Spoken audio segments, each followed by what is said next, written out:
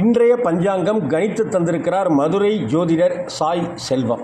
April 19ஆம் தேதி 2025 விஸ்வாவசு வருடம் சித்திரை மாதம் 6ஆம் தேதி சனிக்கிழமைக்கான பஞ்சாங்கம்.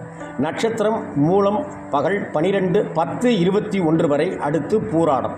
திதி தேய்பிரை ஷஷ்டி மாலை 6:22 வரை, அடுத்து சப்தமி. கரணம் வனசை மாலை 6:22 வரை, அடுத்து பத்திரை. யோகம் சிவம். ராகு காலம் 9-10, யமகண்டம் 1:30-3, குளிகை 6-7:30. சூலம் கிழக்கு, பரிகாரம் தயிர். சுப நேரங்கள் 10:11, 4:05, 9:10. சந்திராஷ்டமம் ரிஷபராசி அன்பர்களுக்கு சந்திராஷ்டமம்.